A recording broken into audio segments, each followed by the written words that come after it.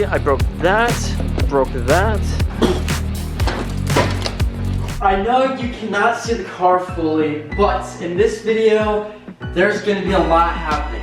So grab some popcorn, grab some snacks, or a few drinks. But welcome to part 2 of making this beautiful 2015 BMW 435xi Grand Coupe into a supercar killer without actually damaging it. Now, to get some context, I keep having the code 101F01, which is a air mass plausibility code that is very not good, apparently, to BMW. The BMW shop foreman that I have here close to me said this is the one that is absolutely detrimental to the car, and obviously I didn't like that answer, so they recommended a smoke test. So this is where I go to a vape shop. So unfortunately, since I'm having this vacuum leak, or this tiny little air leak, matter of fact, it's so small that it's reading about 50, I think it's called megabars or something. It's M bar, which means that it's the pressure, and it's so small. But we have to go to like a vape shop, get like a little nicotine thing to test it out, which I you know, for 30 bucks, I guess it's worth it compared to like 100 for the actual smoke tester, because I'm not about to do that just for a one-time thing. It should work, and I'm hoping that it'll work. I just can't win. I'm not saying that it was my fault, but it probably was my fault. And honestly, that's no hate to BMW, because the people that I was dealing with at BMW, super great people, but like obviously they work on it for a living and they don't know how bad it is. I mean, they're just expecting the worst case scenario because that's just their job. That's their knowledge base. So I'm gonna go get this smoke test. I'm gonna pray that something isn't that bad. It doesn't seem like it is. Like, the car runs fine. I don't feel any engine knocking. There's literally nothing wrong. So we'll see. Okay, so what I am going to do is take off this main air intake system. So we're gonna have to unplug this guy, but also unplug the sensor, and then obviously take it out of the actual air intake. Now, what I do believe is that this is one thing that you want to make sure is that all of this is being connected to some points. So we have the charge pipe. So essentially this air intake is going to flow into the intercooler to then get cooled, go into the charge pipe, to then go into the manifold, to then go into obviously the engine. And let's hope and pray that something comes good out of this. We just have to wait for the engine to cool down a lot, because I've been driving for like 45 minutes. So that's the one fear, is that if it's too hot, then I'm not sure what this vape smoke's gonna do. All right, so I'm using a 6mm metric socket here, which is good. That's just to really unhook this guy here, like the actual clamp from the air intake system. So rather do this than wait forever with the screws. And of course, nothing on a BMW is going to be easy when taking it apart, especially plastic pieces. No matter how new it is or how old, it's going to be a pain in the butt. The only thing that I can say is that when you unscrew things, it works out a whole lot better. But as you can also see, is that I'm thinking the smoke test is taking out the big air intake, when in reality, that's not how you do it. But of course, I took it out anyways, just to put it back in. Wait, what's it stuck on? Oh. Okay, cool. So I may have broken this little piece off from one of the PCV hoses to the air intake. And I'm like doing this because I'm still trying to figure out what's going on and like where the air leak is. But watch this, ready? Watch the throttle body.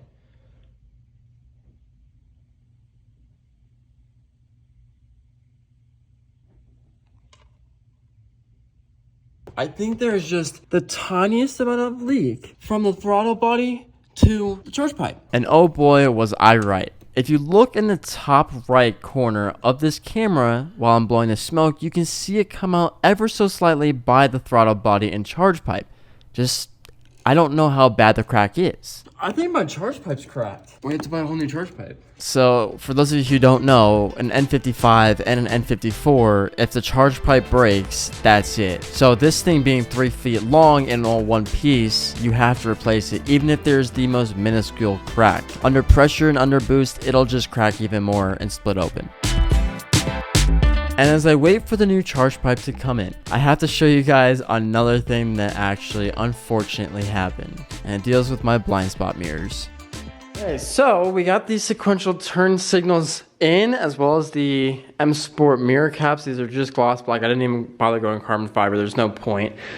And the worst thing that could have possibly happened, bam, it's not horrible, but That just sucks that I shattered that. So, probably gonna have to get a new one of these. They definitely don't make it easy to get these things out, which actually is horrible. So I'm hoping that this still works and everything, but we're gonna get these on. And then an even more unthinkable thing happened.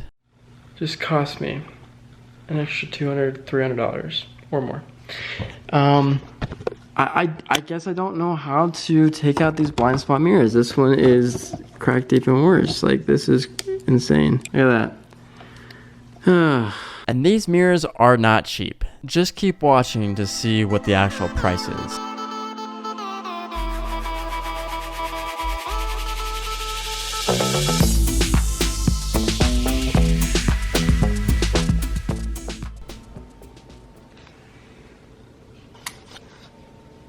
Oh my god.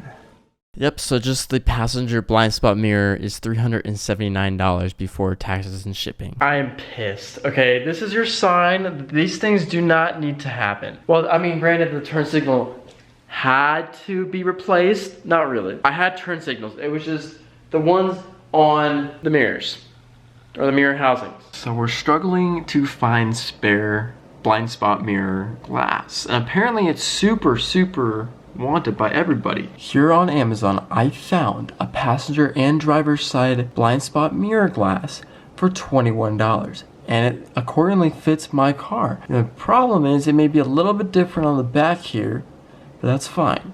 Compared to $700, I'm really willing to try this out. There's been a lot of complaining in this video, but after a few days, my new charge pipe from VRSF has come in. The only thing is, if any of you know this, a newer, like 2014 and up, N55 has the charge pipe being 3 feet long, directly being linked to the intercooler. So, there's a couple options of what I could do, and hear me out with this one, okay? Because I'm about to see this charge pipe for the first time, and I'm quite excited, but I'm also not looking forward to the work that's gonna need to be just placing this in. I haven't even looked at this thing, and I can already tell it's going to suck to put on. So, firstly, we have, obviously, the charge pipe. So this part, I believe, goes straight to the throttle body. I could be totally wrong on that one, but that's the largest it looks there. So this is the throttle body section. Makes more sense. Then it goes into almost like a 2-inch diameter to the actual intercooler, which is not all one piping system, which I guess makes sense. And for those of you who don't know, an N55 of this year, the blow-off valve actually is not on the charge pipe. It's on,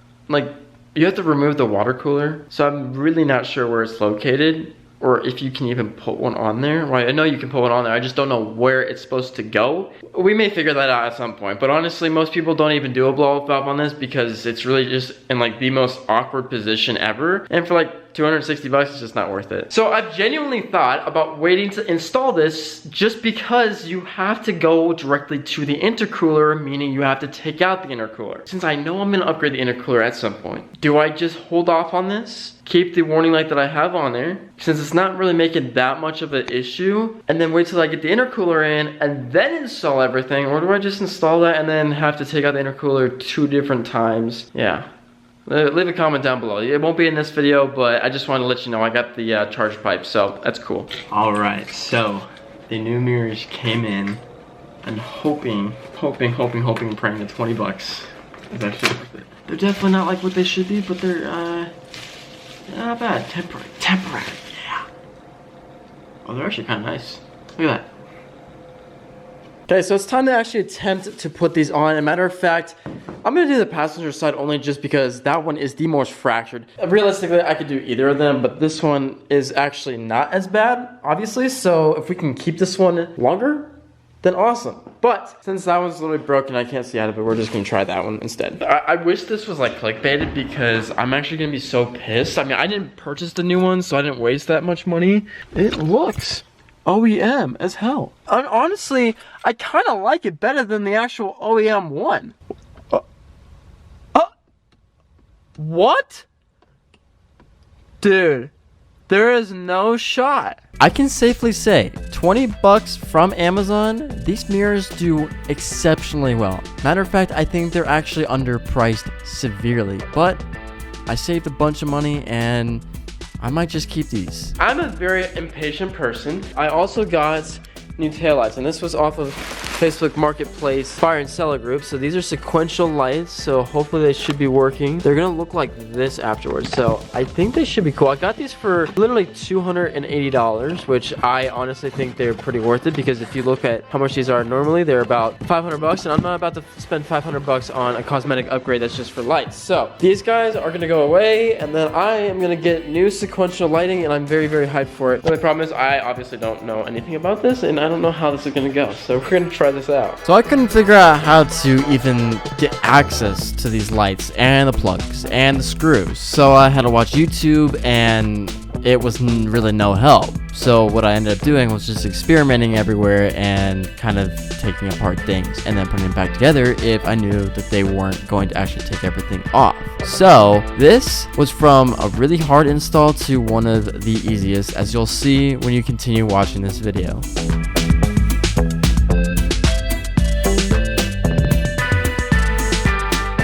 These are all just in here by clips, which to me is quite insane because it's just plastic clips with two T20 screws that are right here, which beyond me. But I'm thinking that that little electrical spot right there, that's the clip for the taillights. Okay, we got the small light out. I have to show you this. First off, there's a little nut. It's an 8mm nut that goes here. It's in a bracket and it cannot fall out. It attaches onto here. So you have to obviously disconnect that first, then push this guy out, disconnect this guy. There's a little permanent clip that you can see right here that you have to push upwards and then carefully drag out. But that's literally how you get it out. So to save you guys some misery, this is what the top trunk lights look like when they're in, but not on. So to remove this section of the light, you have to take out this trim here, which these are just like little rib nuts. These just come out. Then it's a 10mm socket, two of them there. The problem that's occurring with these taillights, these cables more or less are for a sedan and not a Grand Coupe because I have a hatchback. The cables were almost about 2 feet too short. That's if I wanted to hide the cables underneath everything that the trunk had to offer. So what I ended up doing was going to Lowe's, getting spare low voltage cable and some heat shrink tubing. And then I started to go at it by cutting all 3 wires at once since I had no other choice, stripping those wires on both sides, and then implementing the new low voltage wire from Lowe's. But for some reason, I thought this is how you're supposed to solder wires together. So yeah, we're just gonna ignore and forget what we just saw and move on. So as you can see, it's a signal malfunction because they're not supposed to be soldered that way, and they're also not supposed to be touching each other. So this is just the final result after everything was corrected.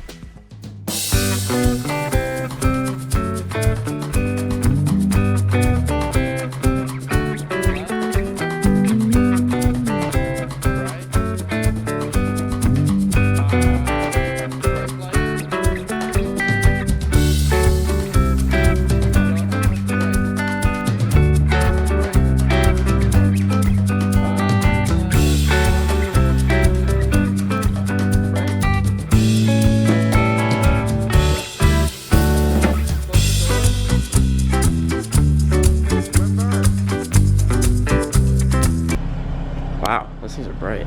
Holy crap. So I extended each side by about 2.5, 3 feet.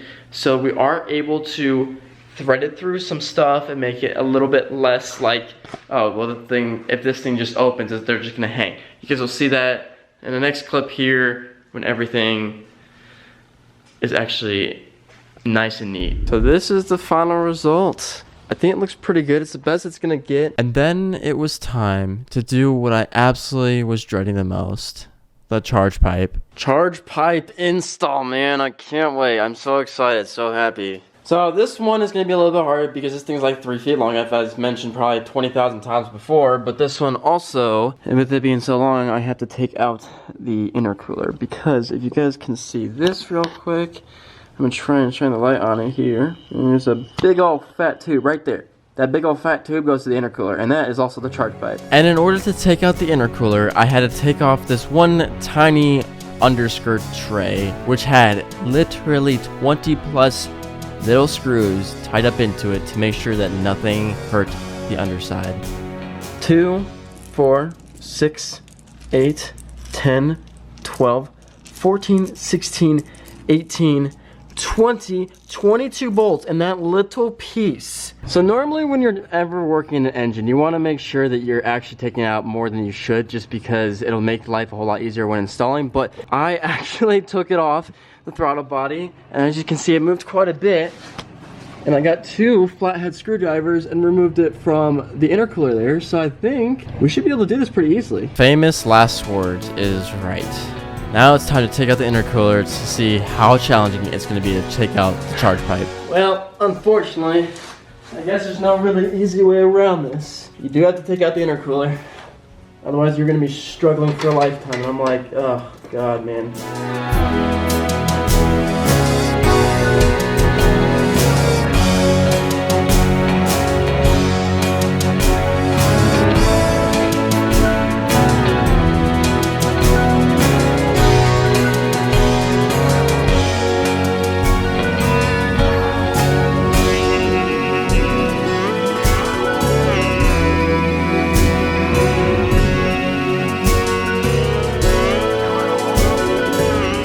And although the intercooler was super easy to get out with just 2 screws on each side, as well as 2 clamps that connected the inlet and outlet hoses for the air, this was about to be the worst struggle I've ever had with dealing with a car.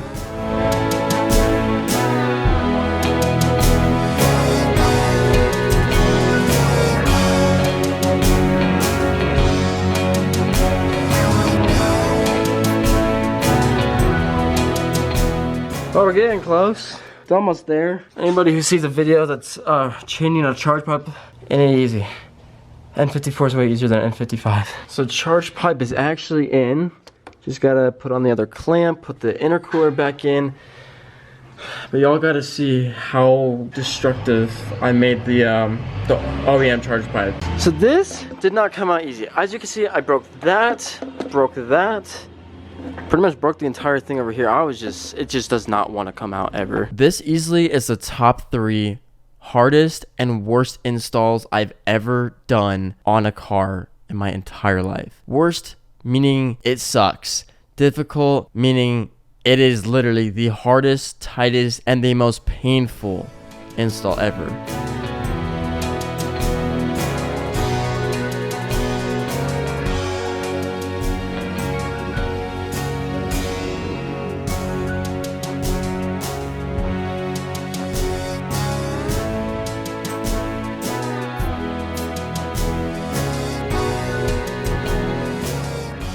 Well, 5.5 hours later, got the charge pipe on, secured hopefully, but wow, that was 10 times harder than an N54, by far. Don't wish that on my worst enemy. Having to take out the intercooler was probably the easiest part, and then putting it back in.